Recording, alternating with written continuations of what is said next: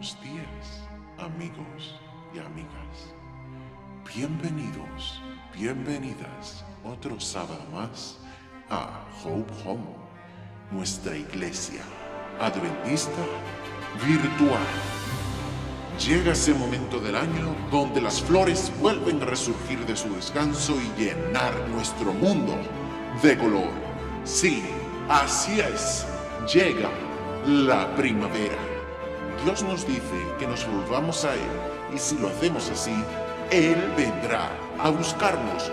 Vendrá como el sol de cada día, como las primeras gotas de lluvia que caen en primavera.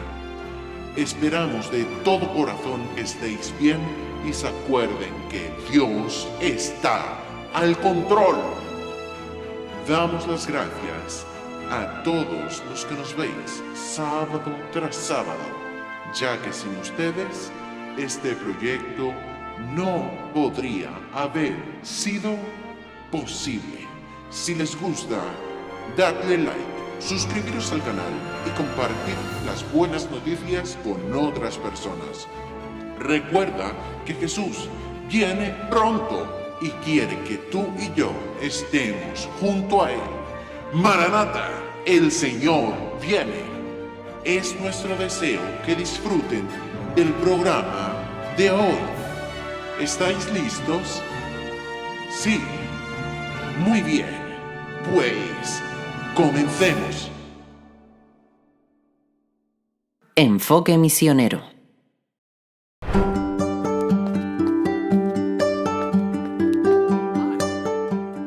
Con solo 19 años, Arturo Alon sintió el llamado de Dios para trabajar en China.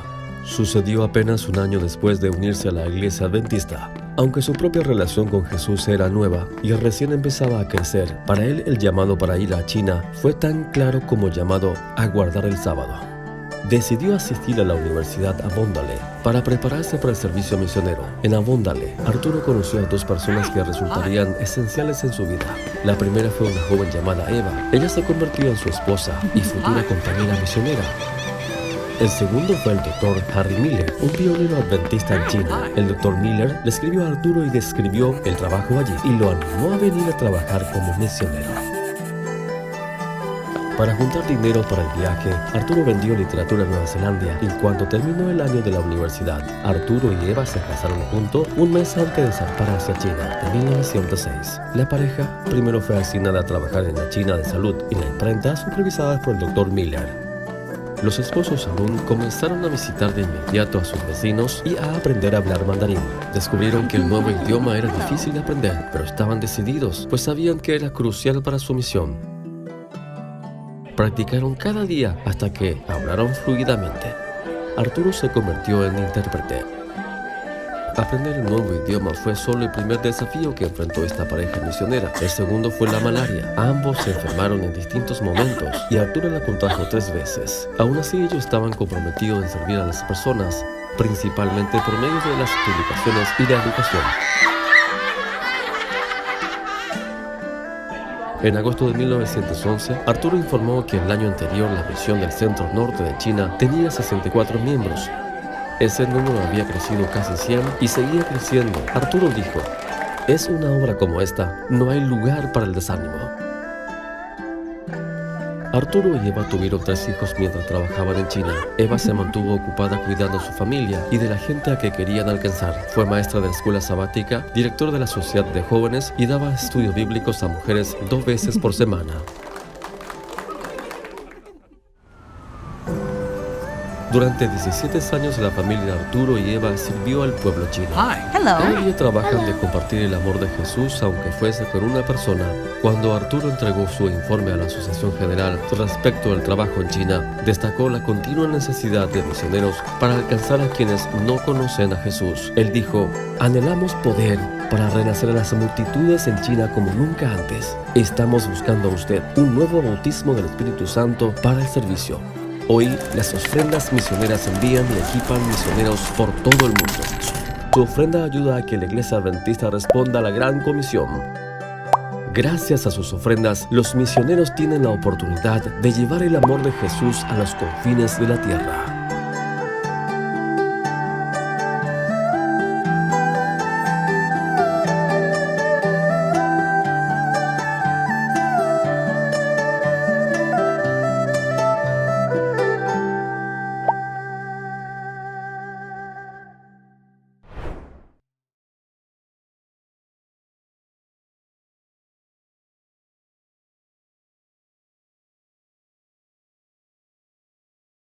Momentos musicales.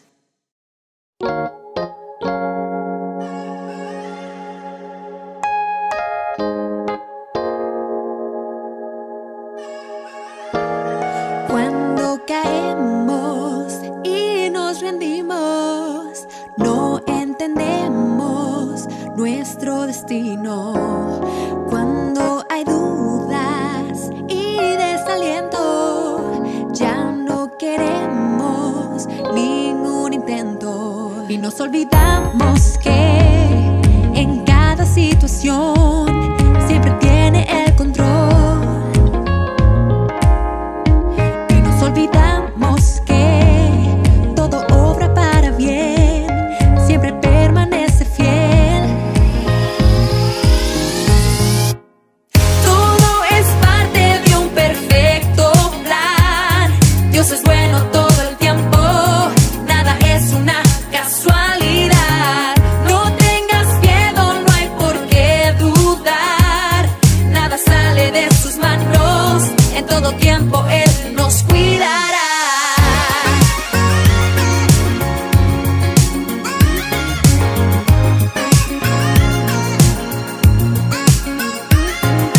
Cuando hay dudas y desaliento, ya no queremos ningún intento. Y nos olvidamos que en cada situación siempre tiene el control.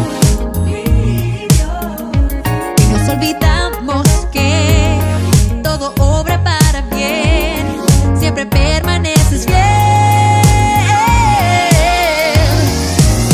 Todo es parte de un perfecto plan. Dios es bueno todo el tiempo, nada es una casualidad. No tengas miedo, no hay por qué dudar. Nada sale de sus manos, en todo tiempo Él nos cuidará.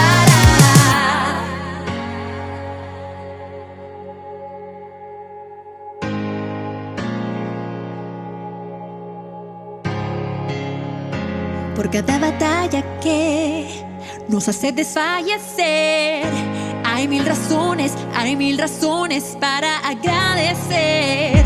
Por cada batalla que nos hace desfallecer, hay mil razones para agradecer. Por cada batalla que hay mil razones para agradecer. Por cada batalla que nos hace desfallecer, hay mil razones para agradecer. Todo es parte de un perfecto plan. Dios es bueno todo el tiempo, nada es una casualidad. No tengas miedo, no hay por qué dudar. Nada sale de sus manos, en todo tiempo Él nos cuidará. Estoy segura en ti, estoy segura en ti.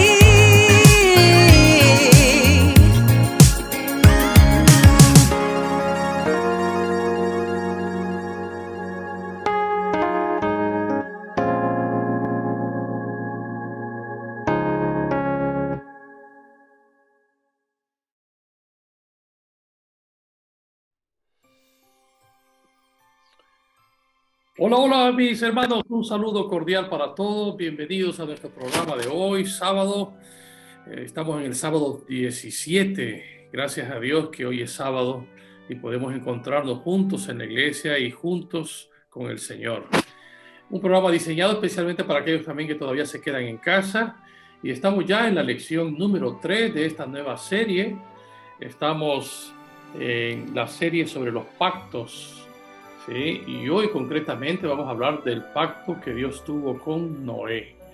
Nos espera una lección muy bonita. Estoy seguro que seremos bendecidos por la participación de cada uno de nuestros colaboradores. De paso, doy gracias a los que hoy participan de la iglesia de vecindario, nuestra querida hermana Ámbar, que es la anciana de la iglesia. Ámbar, bienvenida. Si quieres dar un saludito, porque tu saludo puede llegar hasta Cuba. Bueno, pues yo le doy saludo a todos mis hermanos, no tan solo de Cuba, ni de aquí de Gran Canaria, sino del mundo entero. Que Dios los bendiga y que la palabra de Dios fortalezca sus vidas en este tiempo.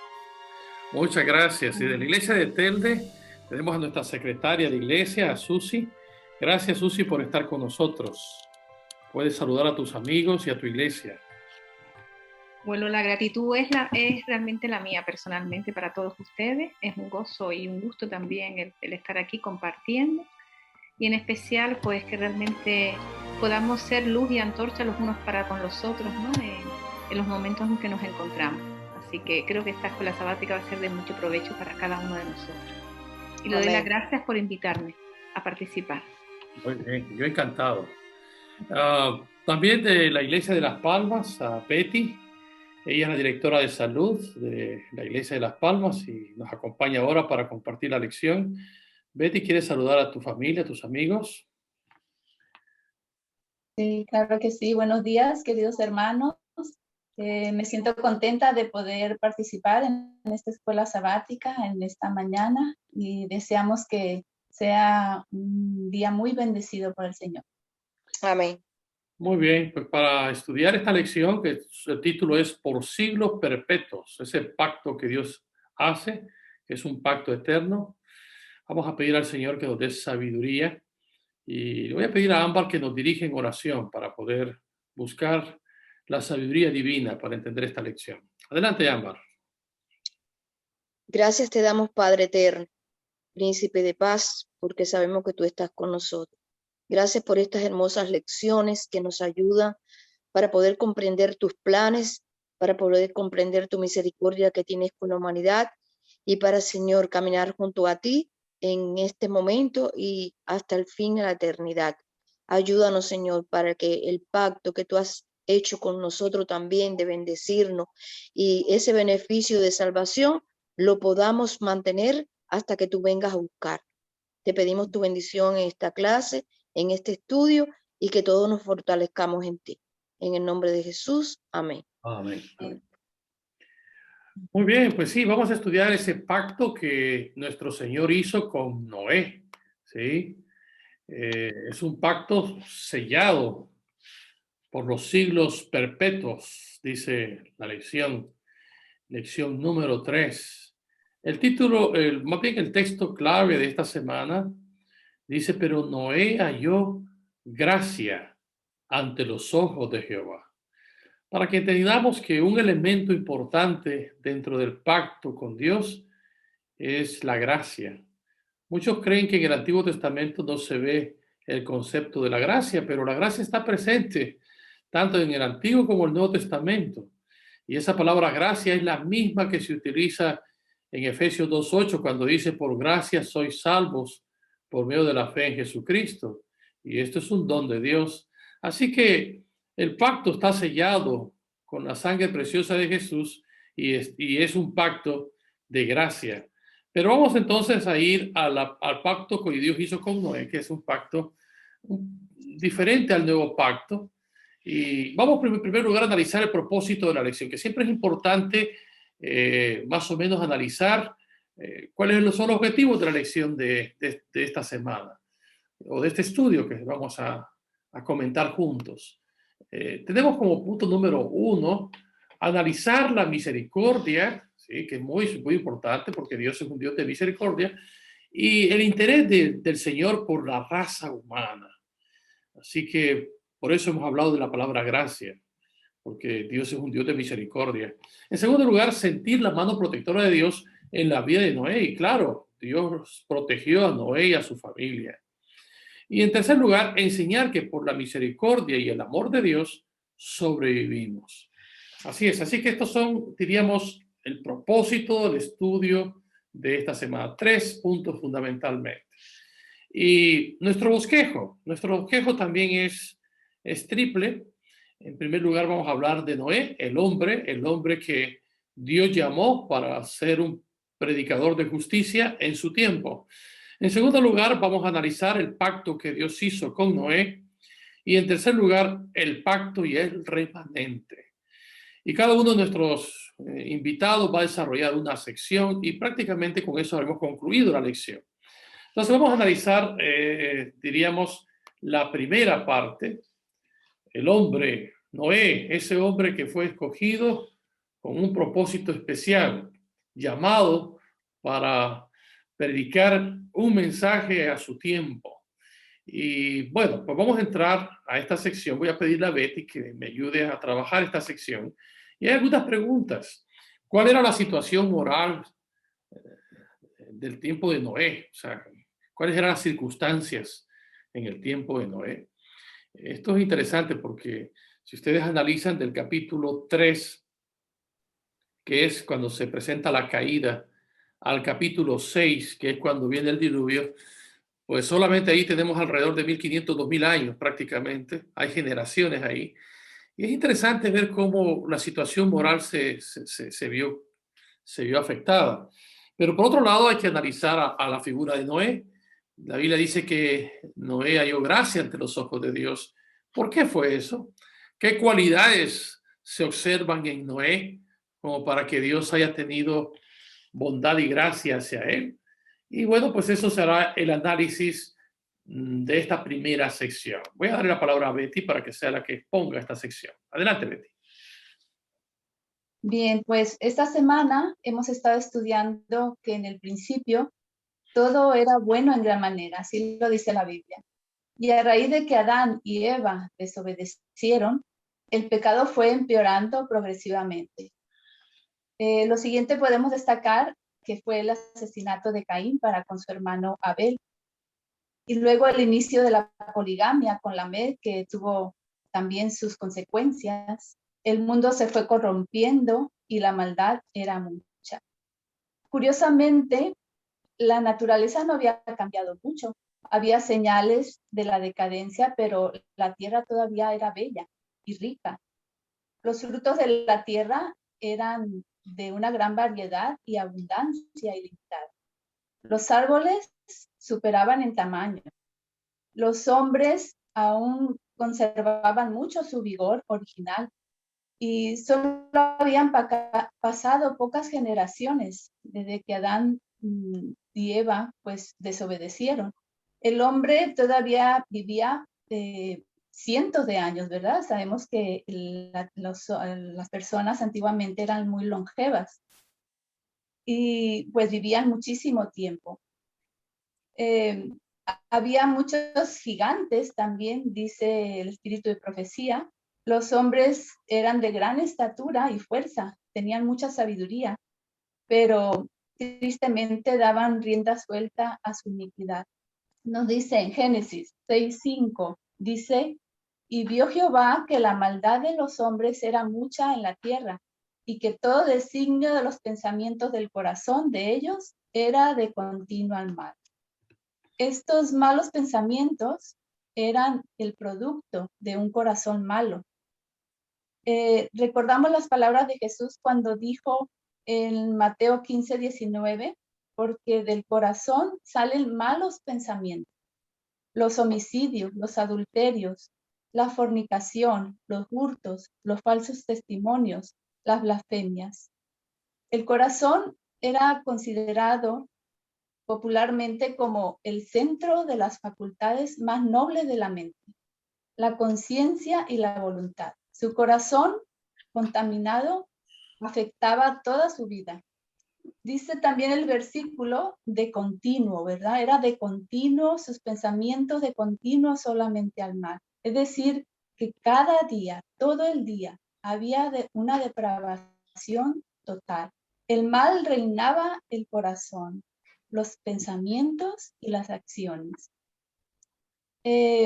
También nos dice en el libro Patriarcas y Profetas, en el capítulo 7, algunas otras características que había en el tiempo de Noé. Dice que comían y bebían, y el consumo de carne como alimento los volvía más crueles y sedientos de sangre.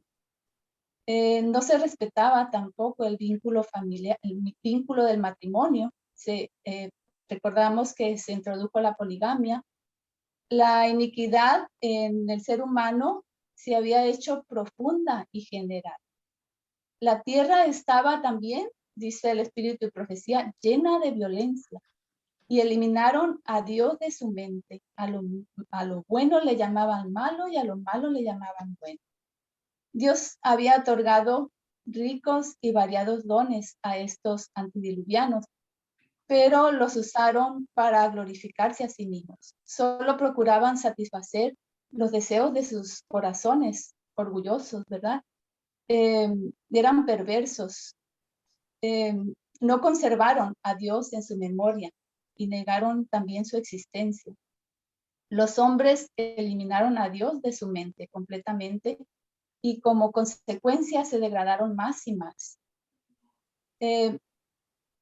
Hoy en día, como dijo Jesús, como en los días de Noé, ¿verdad? En este tiempo vemos lo que estamos viviendo, las similitudes que hay, las facultades morales y espirituales están entorpecidas, la injusticia social, el engaño, el soborno, asesinato, los crímenes a sangre fría. El mundo antediluviano representa la condición de nuestro mundo moderno. Y nos decía también que en medio de esta corrupción reinante, nos dice Génesis 6:8, pero Noé halló gracia ante los ojos de Jehová. Noé, trabajó para conservar el conocimiento del verdadero Dios y para detener la ola de mal. 120 años antes del diluvio, el Señor comunicó a Noé su propósito y le ordenó que construyese un arca. Mientras lo construía, tenía que predicar que Dios iba a traer sobre la tierra un diluvio para destruir a los impíos.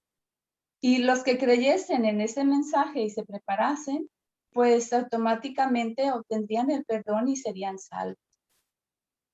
Noé era pecador que necesitaba el favor inmerecido de Dios.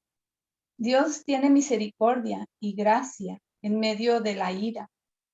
Dios prometió restaurar y preservar a la humanidad. La palabra gracia, como lo mencionó Tomás hace un momento, pues aparece por primera vez en Génesis 6:8. Y claramente tiene el mismo significado que en el Nuevo Testamento, donde se describe el favor misericordioso e inmerecido de que Dios otorga a los pecadores. Dios amó al mundo a pesar de su estado caído. Y Dios suscitó a Noé, un hombre que era piadoso, que escuchaba a Dios, que le obedecía para amonestar a los pecadores y para asignarles ese largo periodo de gracia de 120 años antes de ejecutar su sentencia. Y un ejemplo de misericordia dado al salvar a los justos mientras todos los demás eran destruidos. Este antiguo ejemplo de gracia y misericordia constituye una fuente de seguridad y esperanza para los creyentes que viven en el fin del tiempo. Un tiempo que Cristo mismo comparó con el de Noé. Y dice Mateo 24, 37 al 39, dice, mas como en los días de Noé, así será la venida del Hijo del Hombre. El tiempo en que le tocó vivir a Noé se parece mucho al nuestro. Y como fieles seguidores podemos estar seguros de que Dios nos aceptará, así como aceptó a Noé. También nos preservará en medio de las calamidades que sobrevendrán en el tiempo del fin y nos proporcionará también seguridad en el juicio verdadero. En Génesis 6:9 podemos leer que Noé tenía cualidades excepcionales. Menciona 3 aquí en la Biblia. Dice que era un varón justo, que era perfecto en sus generaciones, y dice también, con Dios caminó Noé. Precisamente estas 3 cualidades son las razones por las que Noé halló gracia delante de Dios y fue preservado de la destrucción que asoló al mundo entero. Tenía una vida, Noé, que estaba en armonía con la voluntad de Dios. Y estas tres características lo colocan en una posición muy favorable en comparación a sus contemporáneos. La número 1 dice la primera cualidad, varón justo. Esto implica rectitud, honradez. Vivir una vida ejemplar en el tiempo de Noé requería convicciones fuertes, de un pensamiento recto y una manera de actuar correcta también. Noé no era una criatura débil, falta de juicio o del poder de la voluntad, sino era un varón de convicciones fuertes, recto de pensamiento y de acción. La segunda cualidad, el segundo atributo de Noé era perfecto en sus generaciones. Este atributo que destaca a Noé como un hombre intachable en su tiempo. Esto no indica que vivió en un estado de impecabilidad, sino más bien de integridad moral. Se refiere no solo a una vida piadosa, sino su constancia, sus creencias en medio de un ambiente de mucho pecado. Y la tercera cualidad que dice la Biblia, con Dios caminó Noé. Esto me recuerda a su antepasado, ¿verdad? A Enoc. Y porque dice que caminó Enoc con Dios. Este hombre que no vio la muerte, sino que fue trasladado al cielo. Seguramente Noé escuchó hablar muchas veces de Enoc. Noé no alcanzó la justicia por sus propios esfuerzos. Fue salvado por la fe. Dios lo usó para cumplir sus propósitos. Y me gusta cómo Pedro llama a Noé pregonero de justicia. Y voy a leerles en Hebreos 11:7 que dice, por la fe Noé, cuando fue advertido por Dios acerca de cosas que aún no se veían, con temor preparó el arca en que su casa se salvase. Y por esta fe condenó al mundo y fue hecho heredero de la justicia que viene por fe. Muy bien, excelente. Muchas gracias, Betty. Creo que has desarrollado las características principales en los tiempos de Noé y, por supuesto, sus cualidades por las cuales Dios lo escogió para un propósito específico en su tiempo. Vamos a la segunda sección. La segunda sección ya es concretamente el pacto que Dios hizo con Noé, ¿sí? Dios hizo un pacto especial con Noé, lleno de gracia, por supuesto. Los elementos del pacto están ahí. Vamos a tratar de analizarlos ahora. Y voy a pedirle a Ámbar que sea ella la que trabaje esta sección.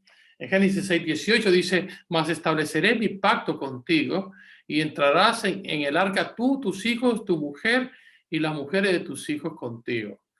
Entonces, aquí viene la sección de preguntas que tienen que ver con el pacto. ¿Qué nos dice esto sobre la naturaleza básica del pacto?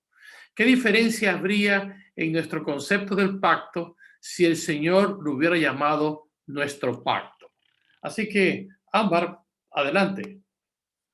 Gracias. Bueno, Betty habló muchas cosas acerca de Noé, describiendo su persona, describiendo el momento en el que él vivía, que era un momento difícil. Y sabemos que Noé, el nombre de Noé significa como descanso, paz, o sea que Dios vio en aquel hombre al hombre ideal para preservar la salvación de la tierra, de la humanidad. Y vemos que Dios lo escoge para hacer un pacto grande, un pacto maravilloso, un pacto de amor. ¿Por qué? Porque era el hombre escogido, como dice, y halló gracia delante de Dios. El pacto se trataba entre dos personas, cuando se hacían los pactos, ¿no? Entre dos personas. Vemos que en esta ocasión el pacto fue de Dios, un pacto de salvación para con Noé. Noé lo aceptó, porque Noé lo aceptó. Y vemos que sus características de ser un hombre piadoso, perfecto, íntegro, lo calificó para ser ese hombre escogido para que Dios hiciera el pacto con él, un pacto de responsabilidad, de respeto, de madurez espiritual como lo que tenía Noé. Y por ese pacto que Dios hizo con él y que él lo aceptó, fueron salvos tanto él como su familia. Es maravilloso cuando nosotros vemos que Noé dice caminó con Dios como lo hizo Enoc, y vemos que ese caminar y esa enseñanza de Noé en medio de una sociedad llena de maldad, que se respiraba pecado, odio y maldad, lo calificó para ser un padre ideal, ¿no? Un buen promotor de un hogar. Y nosotros como padres hoy y como teniendo la responsabilidad de los hogares y de la familia, debemos, al igual que él, caminar y enseñarle por nuestro ejemplo a nuestros hijos la verdad y la salvación y quién es nuestro Dios, que hizo un pacto no tan solo con Noé, lo ha hecho con toda la humanidad. Un pacto de qué? De entrega, de bendición y de beneficio. ¿Se benefició Dios? Sí, se benefició Dios. Dios se benefició al hacer ese pacto con Noé. ¿Por qué? Porque Dios depositó todo su amor en aquel pacto. Dios depositó su amor en aquellas personas, las llenó de su gracia. Hemos visto que hemos oído la gracia.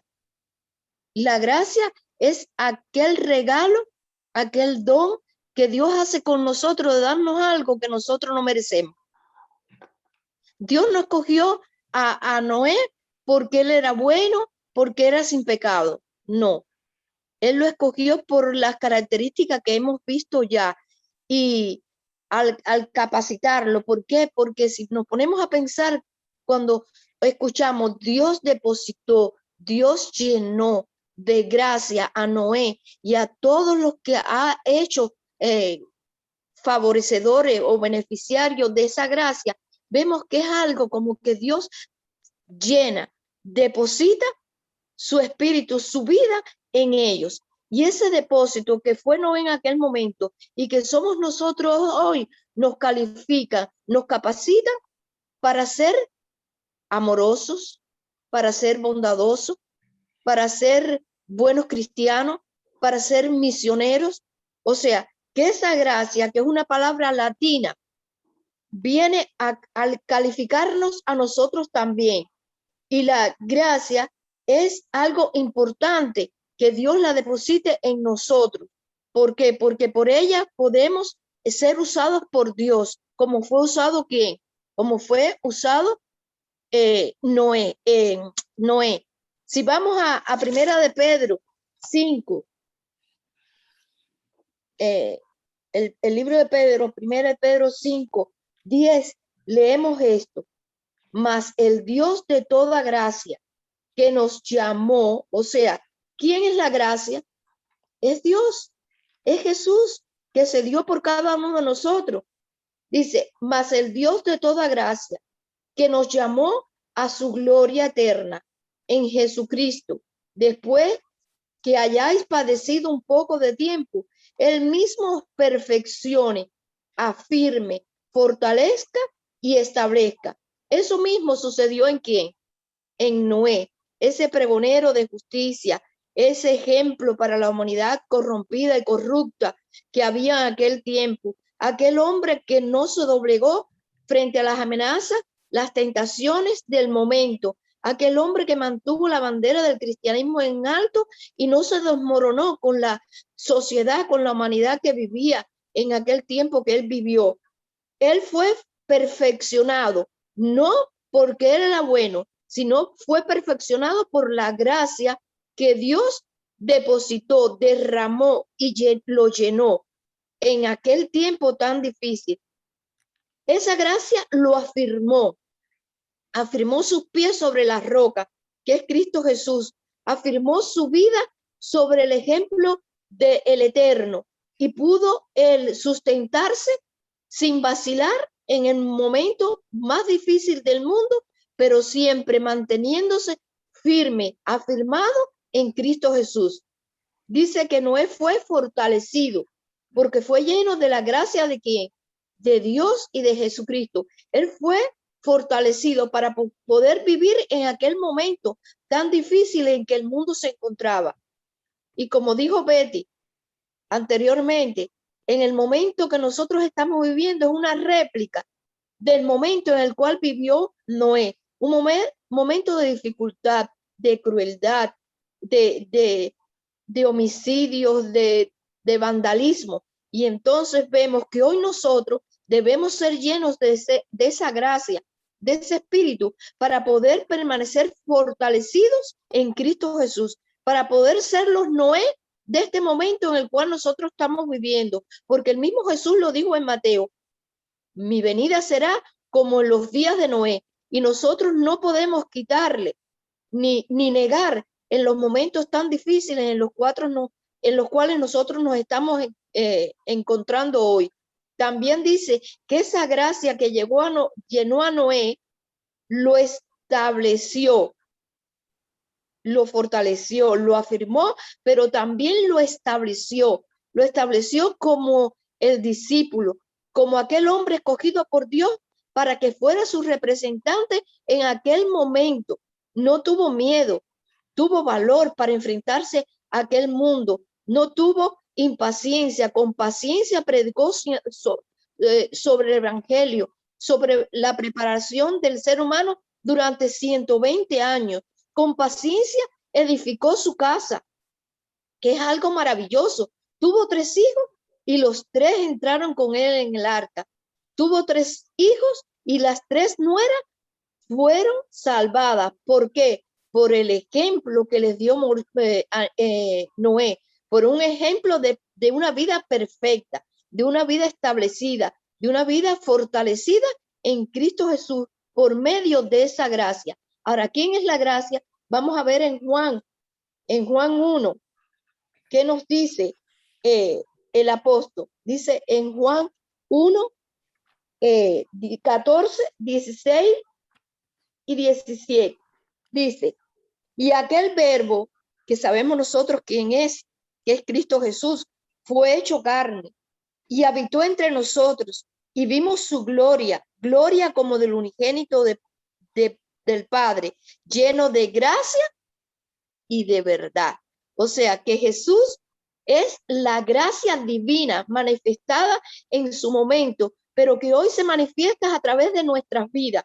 Porque cuando nosotros tenemos a Cristo en nuestros corazones, en nuestras vidas, que nuestros ojos, como dice el apóstol Pablo, están puestos en Él, que es el autor y consumador de nuestra fe, nosotros vivimos una gracia práctica, una gracia activa. Y dice en el versículo 16: porque de su plenitud tomamos todos gracia sobre gracia.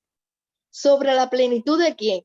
De Cristo Jesús. Podemos nosotros hoy tomar gracia sobre gracia. ¿Por qué dice gracia sobre gracia? Porque nos hace falta la gracia, pero sobre gracia más todavía, porque vivimos ya en el fin del tiempo, que a veces nos parece mentira que este tiempo pueda parecerse al de Noé o al de Noé al de nosotros. A veces decimos: no, este tiempo es más malo que el de Noé.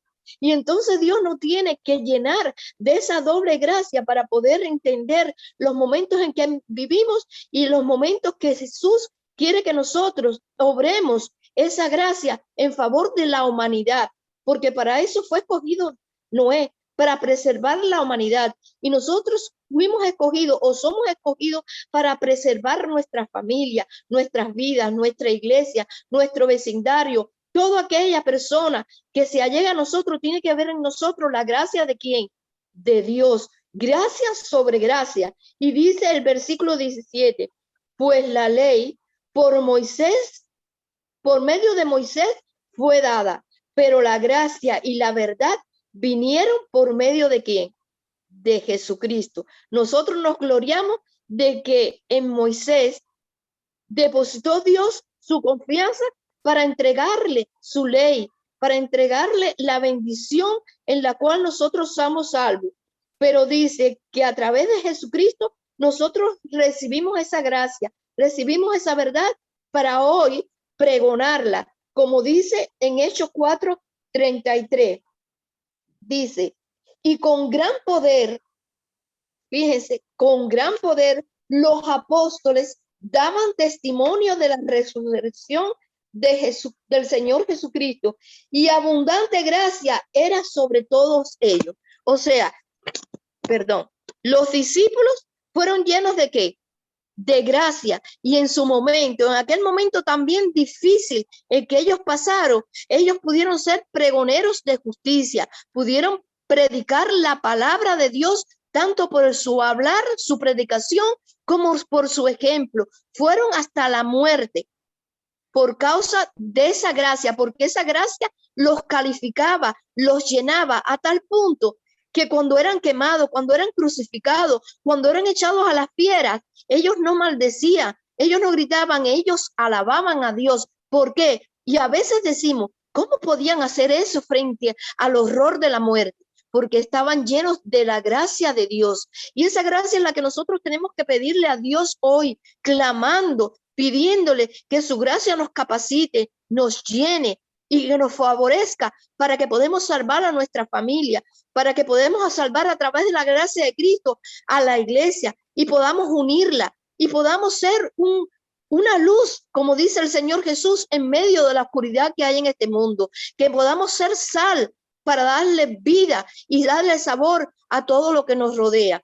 Dios quiere que esa gracia que Él derramó sobre Noé, también nosotros la aceptemos, nosotros la pregonemos, nosotros la vivamos y nosotros seamos salvos por Él. Después que Noé aceptó todo aquello, entró en el arca y fueron salvos él y su familia. Después de toda esa historia que nosotros conocemos del diluvio, dice que Dios ratificó su pacto ¿con qué? Con un arco iris. Muy bien. Con un arco iris que fue esplendorosamente, sus colores fueron detallados en el cielo. Ese arco iris denotaba lo que Dios quería mostrarle y confirmar la fe de Noé y su familia a través de ese arco iris. ¿Por qué? Porque si vamos a definir y detallamos lo que era el arco iris, dice que el color rojo era la vida. Dios le había prolongado la vida a ellos. Y ese color estaba indicándole, le estaba diciendo, cuando él miraba ese arcoíris bello, que él tenía vida y su familia, porque ese arcoíris se lo estaba prometiendo y estaba estableciéndolo en él. El naranja era la curación. Dios lo había curado a él y a su familia de la maldad de aquel mundo. Y la naranja, el color naranja representaba eso. El amarillo representaba al sol. ¿A qué sol? Al sol de justicia que es Cristo. Cristo en ellos y Cristo también en nosotros. El verde representaba la naturaleza de la flora, pero también la naturaleza del pacto que Dios había hecho con Noé. Un pacto de amor, de vida, un pacto de esperanza. Dice que el azul es armonía.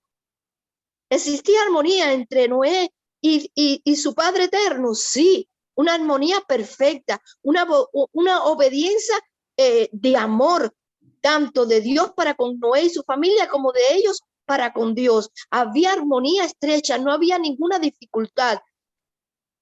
El violeta representa al Espíritu.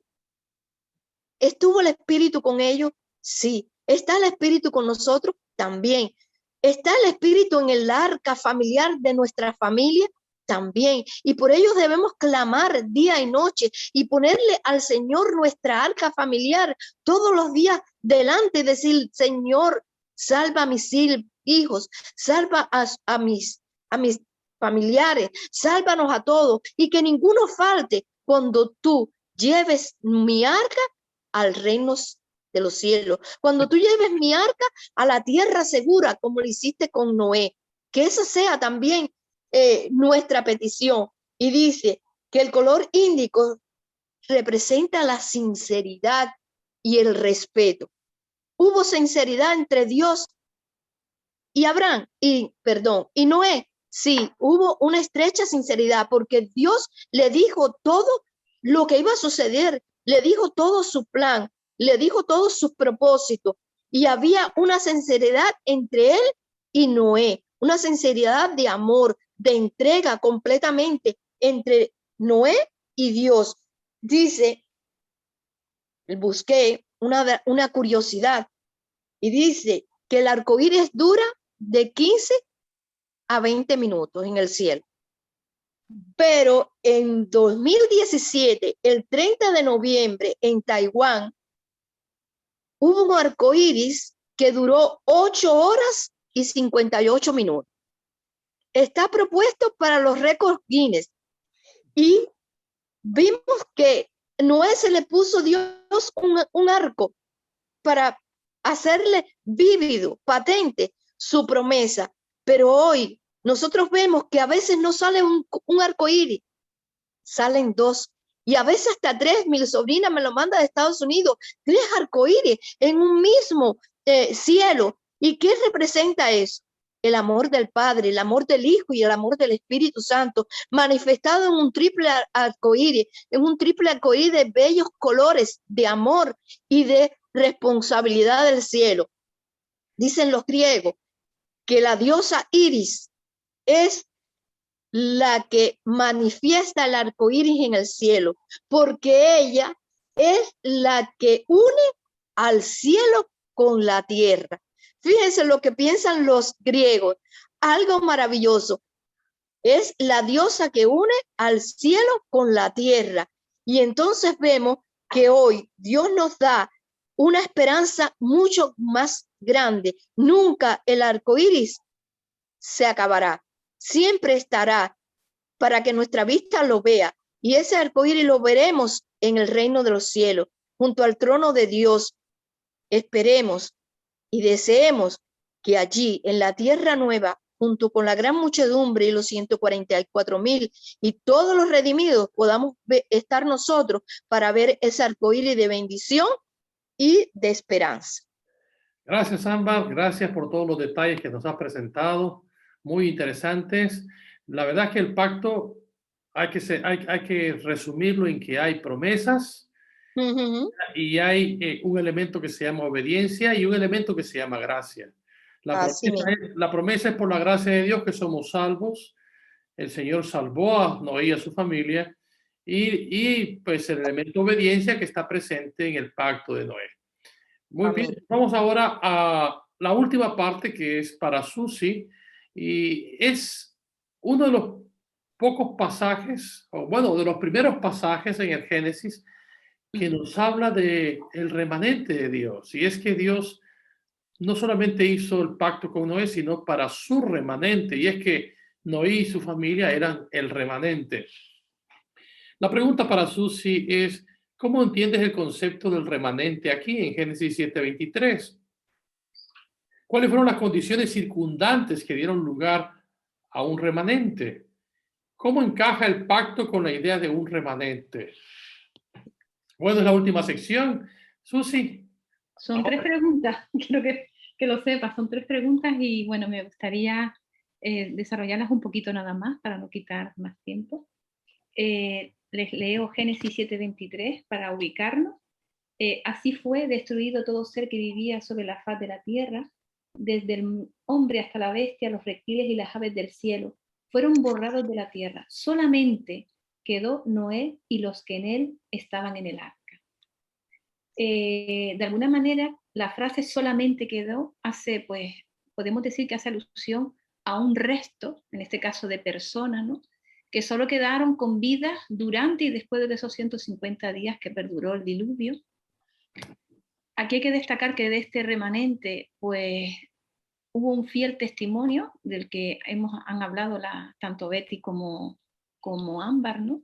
Durante esos 120 años, ¿no?, como ese Noé, como se ha repetido en reiteradas veces, pregonero de justicia, pero ¿de qué? De un pacto llamado a la justicia divina, ¿no?, y cuya finalidad era siempre rescatar al ser humano pues, de una profunda crisis moral que en aquella época lo había.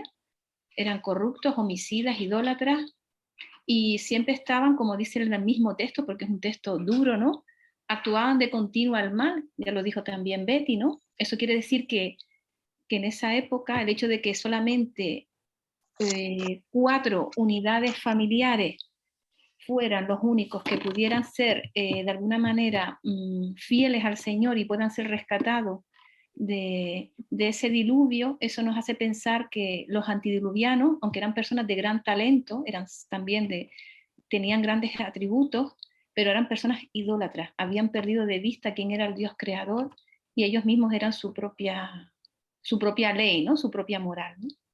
Y eso de que ustedes piensen que cuando estamos siempre inmersos, nos alejamos de Dios, somos más propensos, ¿no?, a caer en el pecado, porque tanto nuestros pensamientos como nuestros sentimientos, como nuestras acciones, pues tenderían siempre pues, a hacer nuestra propia voluntad y por lo tanto siempre estaríamos en un momento de caída constante, ¿no?, porque no estamos a la mano, estaríamos como a la deriva. Y así estaba el pueblo antidiluviano, ¿no?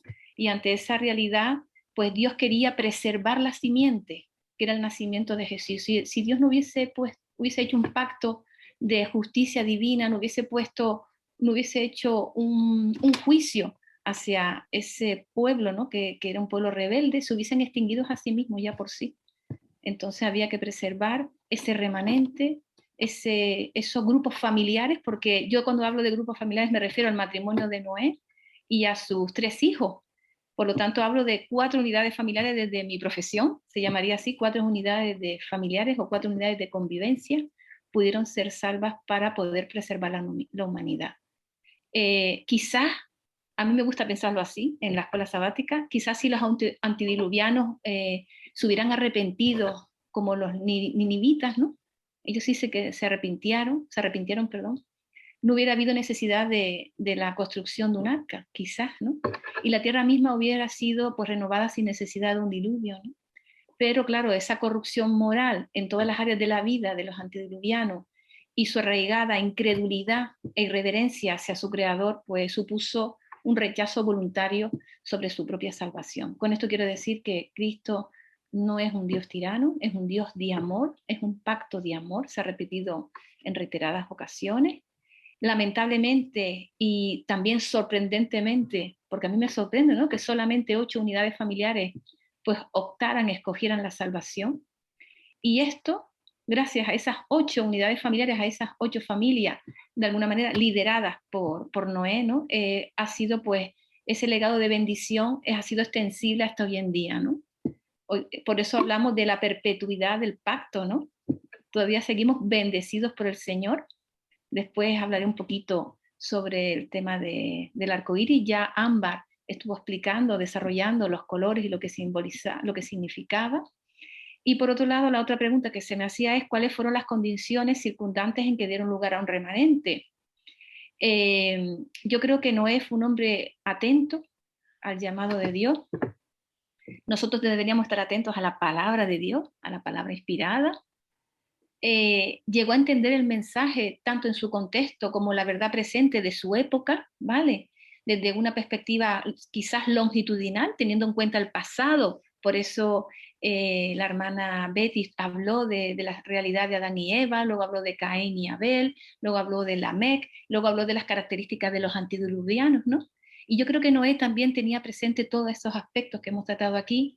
También era muy consciente de su presente, de la gran corrupción que había a su alrededor. Admirable cómo él se mantuvo firme. Y como dijo también Ámbar, no era un hombre perfecto, ¿vale? Dios lo perfeccionó en su gracia y lo capacitó. Y también él tenía una perspectiva de futuro, ¿no? Era salvar la humanidad y de ahí iba a salir la simiente, no lo olvidemos, que es Cristo Jesús, ¿no? Y otras condiciones que de alguna manera dieron lugar a un remanente es que admitieron su culpa, admitieron su necesidad de la gracia redentora que les ofrecía el propio Dios, el propio Señor. Por eso yo quiero hacer un pacto contigo, y él lo aceptó obedientemente. También lo recibió con confianza, con gratitud y con certeza de si estoy haciendo lo correcto, quiero hacer una alianza con mi Dios, con mi Creador, a pesar de las circunstancias que lo rodeaban. A mí me gusta pensar que durante el tiempo que durante esos 120 años que estuvo Noé trabajando con sus familias, ¿no?, con sus hijos, y todos aquellos que se adherieron, ¿no?, en su momento para colaborar en la construcción del arca, a mí me gusta pensar que algunos fueron al descanso con con esa esperanza, me gusta pensarlo, ¿no? Y bueno, quizás en la resurrección podemos ver o no, si pudieron ser salvos algunos antediluvianos de la época de Noé, concretamente. Y luego, pues bueno, la oportunidad se hizo extensible para todos, ¿no? No hubo ninguna exclusión. Dios no es un Dios de exclusión, más bien es de integración, ¿no? Lo que pasa que es verdad que muchos los llamados y pocos los escogidos, ¿no? Y luego ya también lo explicaré. Y otro rasgo que tiene, o condiciones circunstanciales del remanente, era que se dejaron permitieron que la experiencia del juicio divino los transformara de alguna manera, ¿no? Y depositaron toda su esperanza para una asistencia mejor y elevada, y no para sufrimiento y destrucción. Yo creo que el remanente tiene que tener una visión futura, una perspectiva de futuro, no tanto como un juicio de destrucción, sino un juicio en todo caso, para poner fin al sufrimiento y poner fin a la destrucción que implica el pecado, ¿no? Y la otra pregunta que se me hace es cómo encaja el pacto con la idea de un remanente. Mire, ya Jesús ya hizo algunas menciones sobre el tema del remanente, ¿vale? Porque frases como muchos son los llamados y pocos los escogidos, o pocos los que entran, ¿no? Otra frase que textualmente él nos hace referencia es: estrecha es la puerta y angosto el camino que lleva a la vida y pocos son los que lo hallan. Son palabras que a mí me parecen duras, ¿no? Pero que de alguna manera hacen alusión a la realidad, ¿no? De la vida espiritual del cristiano en el mundo en el que nos encontramos, ¿no? Sabemos que Jesús es la puerta, es el único camino, y relativamente pocas personas quieren pasar por esa puerta estrecha, ¿no? Y cuando hablamos de puerta estrecha estamos hablando de que yo tengo que dejar morir mi yo, tengo que permitir que el Espíritu Santo me moldee gracia sobre gracia para que de alguna manera me transforme, ¿vale? Y sea Cristo el que viva en mí y no viva yo en mí misma, ¿no? Y permita, ¿no? que el Señor pueda hacer realmente, me pueda capacitar y nos pueda también, como hizo con Noé, que vivió situaciones muy complicadas en la época de los antediluvianos, ¿no? Y a veces, pues, tenemos nuestras crisis espirituales, o buscamos algún tipo de alternativa religiosa para hacer más llevadera nuestra vida espiritual, y muchas veces podemos entrar en doctrinas o en pensamientos o creencias erróneas, de las cuales, que más que acercarnos a Dios, nos puede estar alejando, ¿no? Por eso tenemos la palabra escrita, ¿no? Y tenemos también el ungimiento del Espíritu Santo para que nos dé entendimiento y comprensión sobre la palabra, ¿no? Sobre la palabra de Dios. Y si tenemos alguna duda sobre la palabra de Dios, tenemos que irnos a la vida de Jesús. Él es el ejemplo y es la misma sustancia de Dios, por lo tanto, en Él no vamos a tener ningún error. Entonces, entremos en la puerta estrecha, no tengamos miedo, no tengamos temor, no estamos solos, Dios está con nosotros.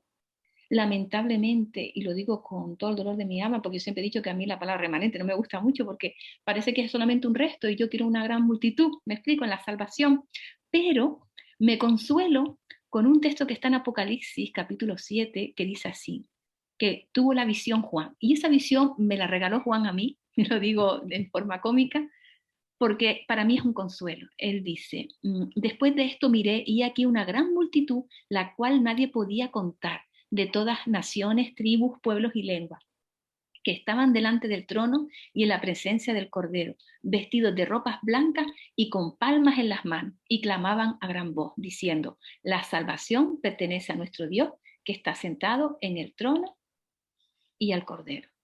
Entonces, esto es lo que yo quiero.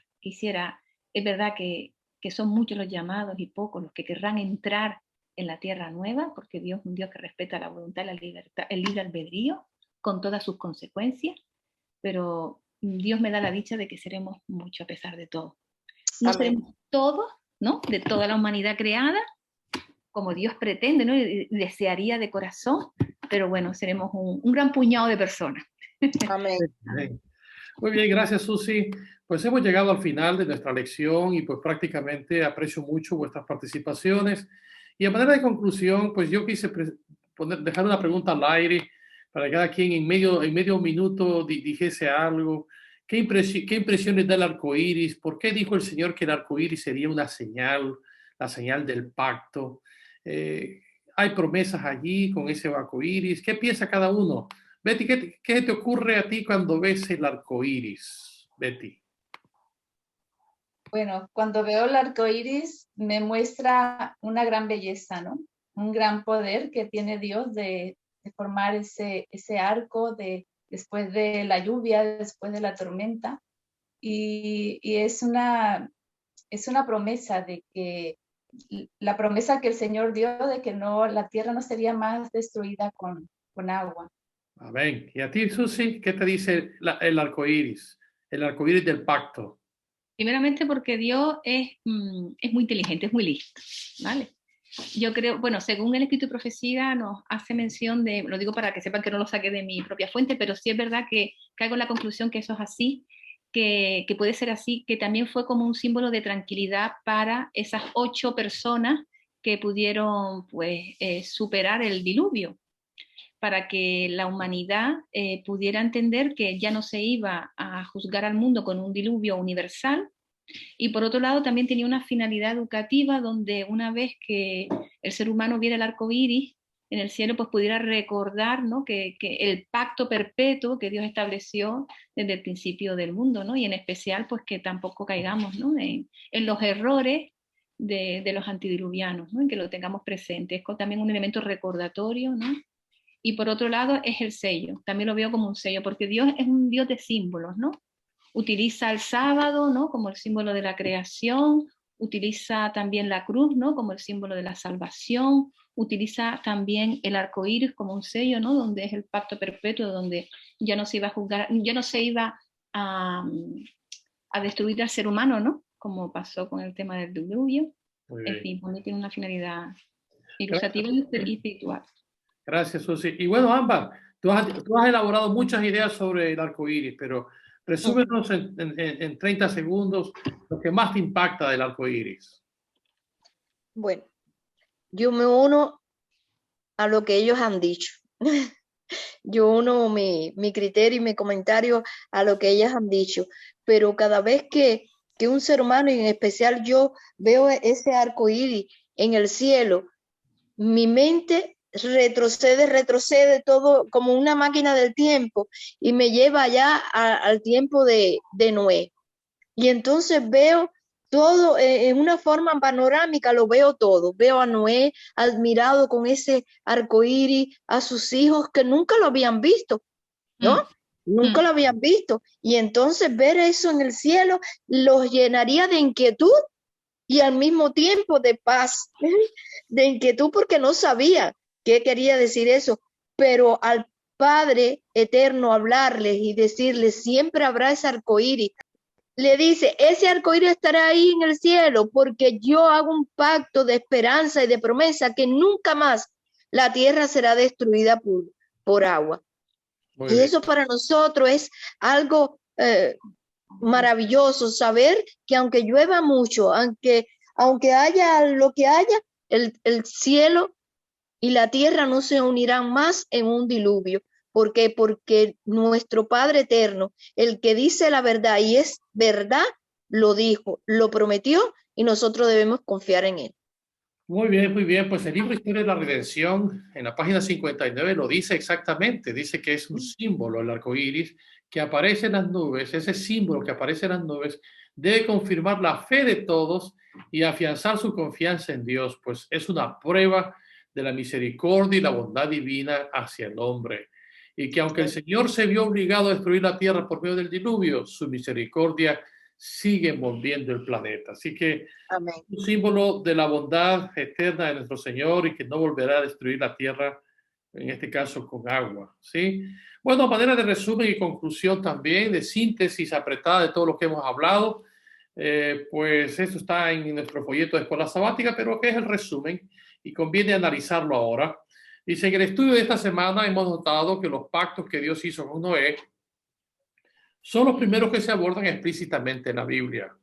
Muestran su misericordioso interés en la familia humana y su deseo de entablar una relación salvífica con ella. Dios ratificó su pacto con Noé y fue el compromiso de Noé con Dios lo que lo protegió de la apostasía imperante y finalmente salvó a él y a su familia del devastador juicio del diluvio. Que el Señor nos mantenga salvos hasta el día que Él venga por segunda vez, poder encontrarnos con Él en paz. Bueno, vamos a orar y concluir. Voy a pedirle a Susi que ella nos despida con una palabra de oración.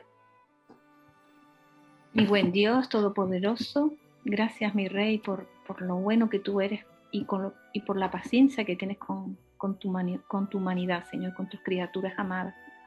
Gracias, mi Rey, por ese amor incomprensible para nosotros y como tú nos guardas día y noche, Señor, nos das el aire que respiramos y nos provee nuestra mesa. Gracias también, mi Señor, por la provisión de la salvación y por la sanación también, Señor, de nuestras almas. Amén. Gracias también porque tu Espíritu nos lleva a ti cada día y si estamos un poco alejados nos vuelves a reconducir, mi Señor, y pones en nosotros el querer y el hacer de tu voluntad, Señor. Amén. Gracias también por estos espacios de escuela sabática donde aprendemos, mi Señor, de tu palabra y en especial, Señor, cómo renuevas nuestro espíritu y nos das aliento para seguir para adelante, Señor, fomentando la fe en nosotros y también manteniéndonos firmes y aunque caigamos, Señor, podemos levantarnos porque tenemos abogado del cual podemos acogernos, que es tu Hijo Jesús. Amén. Gracias por esta gracia, Señor, que tú nos das sin merecerlo, mi Señor. En tu nombre santo y poderoso te lo pedimos humildemente. Amén. Amén. Bueno, muchas gracias, mis apreciados hermanas, Betty, Susi, Ámbar, gracias. Y nos despedimos de nuestros hermanos allá en vecindario, nuestros hermanos en Telme, en Ingenio, en Tamaraceite y nuestros hermanos de Las Palmas. Bendiciones, tengan todos un feliz sábado, que el Señor los guarde. Amén. Amén. Y ahora continuaremos con una parte muy importante en esta mañana, la historia para los más peques de la casa.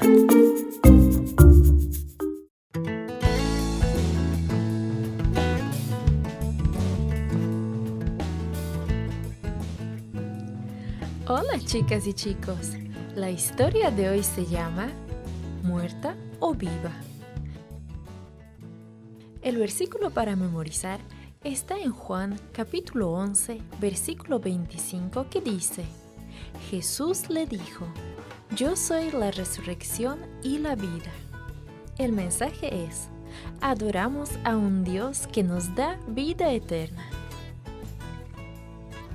¿Te has enfermado gravemente alguna vez? ¿Tan enfermo que estabas demasiado débil para levantarte?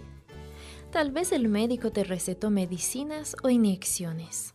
Vamos a ver la historia de una niña que necesitó a alguien mayor que un médico para sanarse. La hija de Jairo, de 12 años de edad, había estado enferma durante algún tiempo. Sus padres hicieron lo imposible por ayudar a su hija a sanarse, pero la niña empeoraba cada vez más. Los buenos padres aman a sus hijos y hacen cualquier cosa por ayudarlos a sanar. Imagina cómo se sintió Jairo cuando su única hija se enfermó gravemente. No se quería ir de su lado. Desesperadamente buscó a médicos y a personas que conocían remedios para aplicar a niños enfermos. Pero nadie pudo ayudarle. Un día Jairo pensó en Jesús, el gran maestro de Galilea. Todo el mundo estaba hablando de sus milagros. Aquella era la última esperanza de Jairo. Después de dirigir algunas palabras cariñosas a su hija, Jairo salió de su casa y fue lo más rápido que pudo a la casa de Mateo. Jairo sabía que allí iba a encontrar a Jesús. Cuando el siervo abrió la puerta, Jairo entró apresuradamente y le rogó: «Tengo que ver a Jesús inmediatamente». Entonces, inclinándose ante Jesús, le dijo sin más rodeos: «Mi única hija está muy enferma. Necesito que vengas a mi casa y pongas las manos sobre ella. Entonces mi hija sanará». A Jesús le agradó la fe de Jairo y salió con él de inmediato. Pero ya se había juntado una gran multitud que esperaba que Jesús saliera de la casa de Mateo. La gente rodeó a Jesús y no lo dejaba avanzar. Todos estaban ansiosos de estar cerca de Jesús. La gente se empujaba y forcejeaba. A veces hasta empujaban también a Jesús. De pronto Jesús hizo un alto en el camino y preguntó: ¿Quién me ha tocado? Pedro no podía creer que Jesús hiciera esa pregunta. Con toda esta gente que nos está empujando, Señor, ¿cómo es que preguntas quién te ha tocado? Jesús continuó mirando a su alrededor. Finalmente, una mujer se adelantó y dijo sollozando: Yo soy la que te ha tocado. He estado enferma por muchos años. He gastado todo mi dinero tratando de sanarme. Pensé que con solo tocarte me aliviaría de mi enfermedad. Jesús se alegró al ver que la mujer tenía tanta fe en él. No podía alejarse apresuradamente. Que Dios te bendiga. Jesús le dijo: Has sido sanada porque tuviste fe en mí. Anda y disfruta de la vida. Antes de que Jesús y Jairo pudieran continuar su camino, uno de los siervos de Jairo se abrió paso entre la gente. Ya no tiene sentido que molestes al maestro. Tu hija ha muerto. Pobre Jairo. Seguramente su amoroso corazón de padre se entristeció mucho. Pero Jesús le dijo: No te preocupes, solamente ten fe. Jesús les pidió entonces a Pedro, Santiago y Juan que lo siguieran.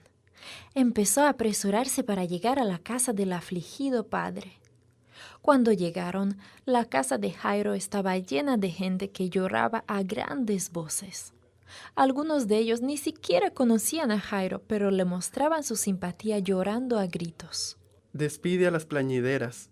Tu hija no está muerta, solamente está dormida. La gente se rió cuando escuchó aquellas palabras. Podían distinguir cuándo alguien estaba muerto.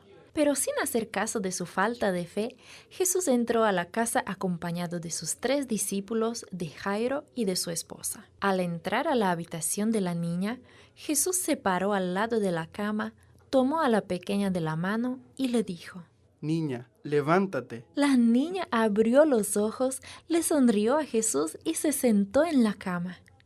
Imagina su gran sonrisa al ver el rostro amigable y amable de Jesús. Denle algo de comer, dijo Jesús a sus felices padres. La hija de Jairo se veía sana y alegre de nuevo. Jesús no solo se alegraba de sanar a la gente, también se deleitaba en restablecerles la vida. Yo soy la resurrección y la vida. Él vino a este mundo para salvarnos de la muerte y darnos vida. Adoramos a un Dios que nos da vida eterna. ¿Tú también amarás a Jesús?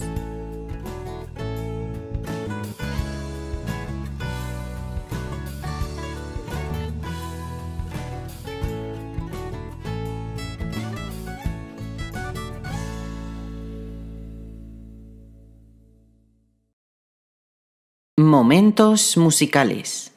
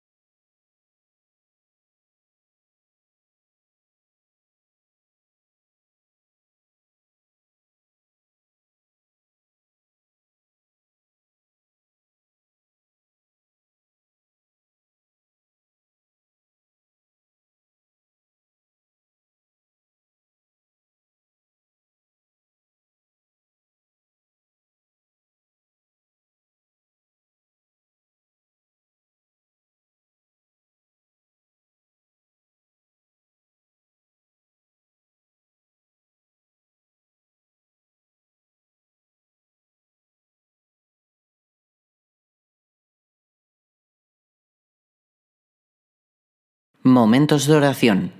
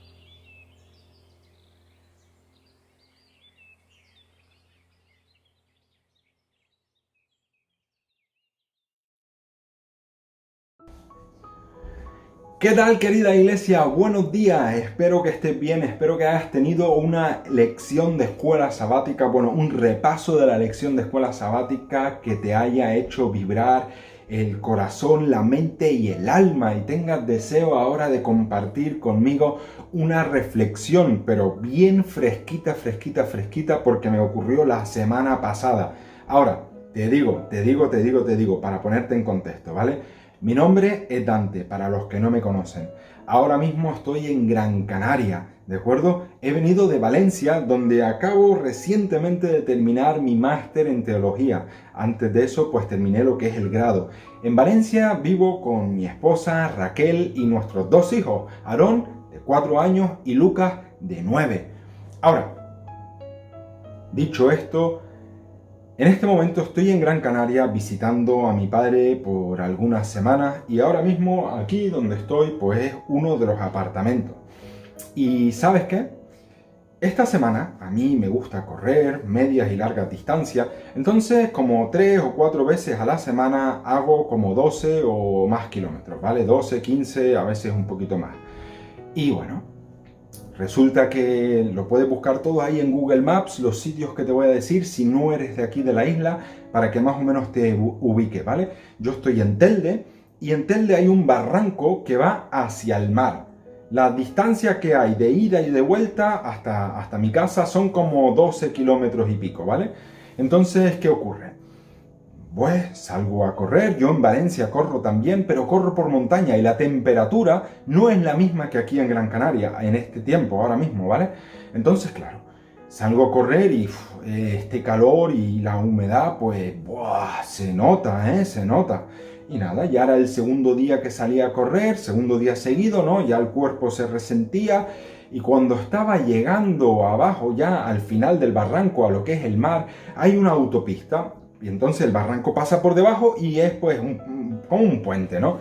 Y cuando estaba llegando a ese puente de autopista, pues me doy cuenta que de repente había alguien siguiéndome.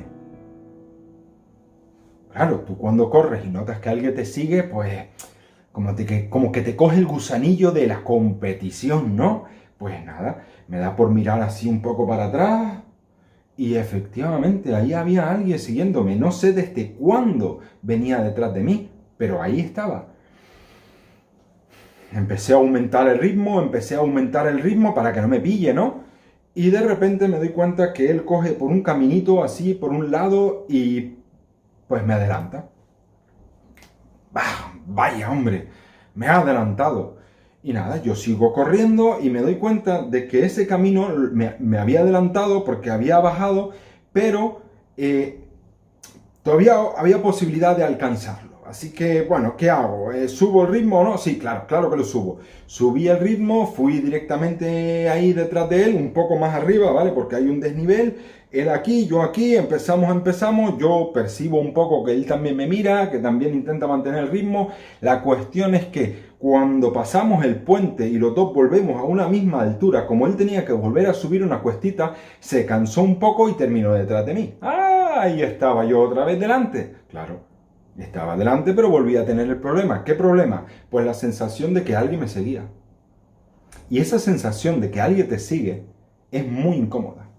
Esa circunstancia la puedes proyectar pues sobre muchísimas cosas. En el trabajo, la competitividad. Ahí yo ahora mismo que estaba en un grado estudiando teología, ¿no? A veces sin quererlo, y esto no es algo que tú hagas conscientemente y queriendo, sino te puede ocurrir de manera pues inesperada y sin querer. Pues ahí en teología, a veces los compañeros competimos unos con otros pensando que eso nos va a hacer mejor. Error. Entre hermanos, en el matrimonio, entre tantas circunstancias de la vida, podemos estar corriendo una carrera y sin quererlo caer en una posición en la que queremos estar por delante de los demás. Y ahí me tenía. De repente tenía el mismo problema que al principio, pero bueno, ya un poquito más cansado. ¿Por qué? Porque había aumentado el ritmo. A medida que iba avanzando me di cuenta que ahí al fondo del camino había una subida, una cuesta arriba bastante más marcada que la que él había subido ahora mismo. Y pensé, esa es la mía. Como yo corro por montaña, esa es la mía para quitármelo de encima. ¿Y qué hice? Mantuve el ritmo, él ya estaba bastante cerca porque yo lo noté y cuando llegué a la cuesta le pisé fuerte. Ahí estaba el campeón. ¿Sabes qué? Cuando llegué a la parte de arriba de la cuesta, me di cuenta que no me había seguido. Me había metido un tute para subir aquella cuesta huyendo de alguien que no me seguía. Seguro que ahora te estás riendo, ¿sí? Yo ahora también me puedo reír. Bueno, es más, en ese momento me reí y llegué a dos conclusiones. La primera conclusión es que sin querer es lo que te digo. Había proyectado en esa persona un enemigo, un competidor. Ni siquiera le di la oportunidad de colocarse a mi lado y hablar con él, entablar una conversación, conocerlo. No. Sin quererlo, había proyectado en esa persona algo que no puedo llegar a esa conclusión porque no lo conozco. Y tal vez te ha pasado de que le asignas un rol a una persona que realmente nunca te tomaste el tiempo de conocer. La segunda conclusión que saco, ¿sabes cuál es? Ya aparte de ese enemigo imaginario, es que a veces esos enemigos imaginarios que nos metemos en la mente sin querer, claro, obviamente, nos mantienen corriendo y quemándonos, subiendo hacia niveles que, madre mía, ¿para qué? ¿Para qué? Cuando me di cuenta que nadie me seguía, digo, ¿pero qué estoy haciendo? ¿Te ha pasado alguna vez eso? Huir de enemigos imaginarios que te tienen corriendo, que te tienen haciendo cosas, enfrentándote a circunstancias, haciéndote el mártir, ¿pero para qué? Mira, en general voy a intentar tratar de enfocar esta reflexión hacia mí, porque no quiero meterte en mis fregados sin conocerte o sin saber quién eres. Así que si hay algo que te sientes identificado, siéntete libre de aplicarlo a tu vida. Pero no me lo tomes a mal cuando hablo en primera persona.